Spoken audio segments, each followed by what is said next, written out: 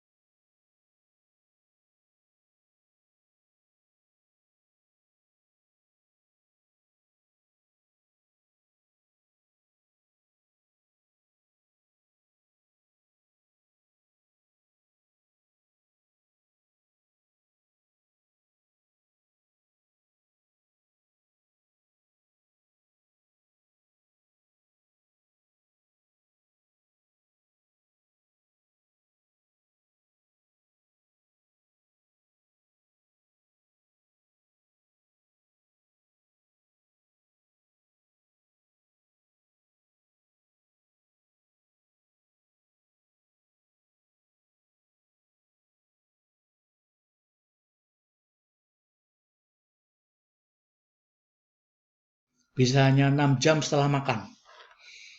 Korban biasanya lebih dari 1 orang. Nah, makanya ada istilah keracunan massal ya.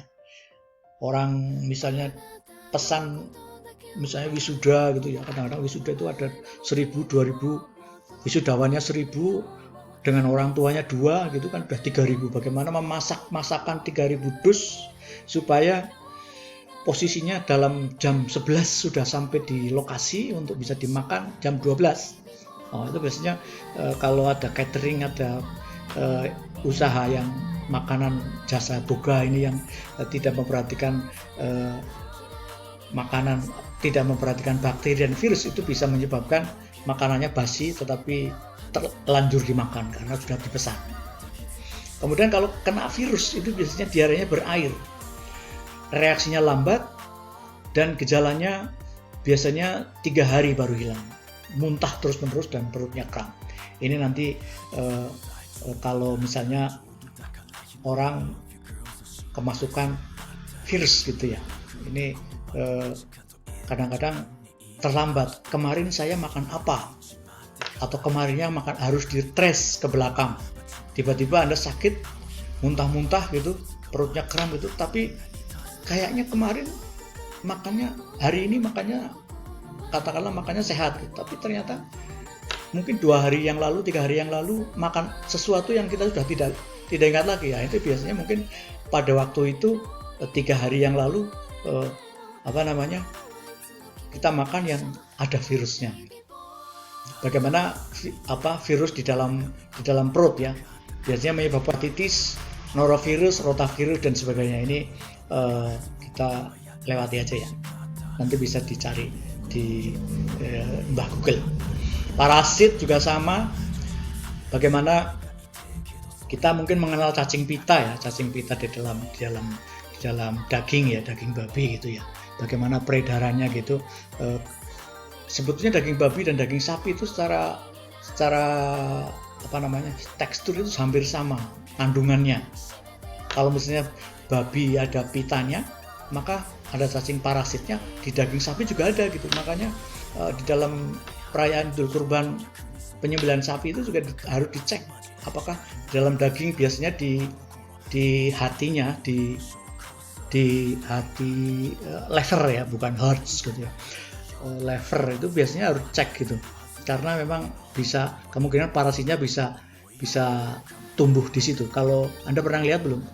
Kalau yang mas-mas ini, kalau yang laki-laki, kalau misalnya Idul Kurban bisa ikut bantu-bantu iris-iris daging gitu, nanti bisa ngelihat kalau misalnya ada yang bengok misalnya, ini ada cacingnya, ada pitanya, itu bisa kelihatan, bisa ikut ngelihat gitu.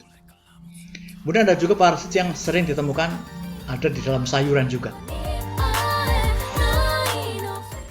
Kemudian ada di dalam hewan laut gitu ya, ada udang, ada cumi-cumi, ikan, dan itu semuanya ada parasitnya. Seafood gitu. Bagaimana memasak seafood yang perlu pemanasan khusus gitu ya. Kalau misalnya suhunya melebihi 60, itu kalau di dalam pembekuannya itu bisa menyebabkan malah misalnya ikan dan kerang itu kalau dimakan mentah harus dibekukan dulu minus 35 atau yang lebih rendah lagi selama 15 jam gitu, supaya parasit itu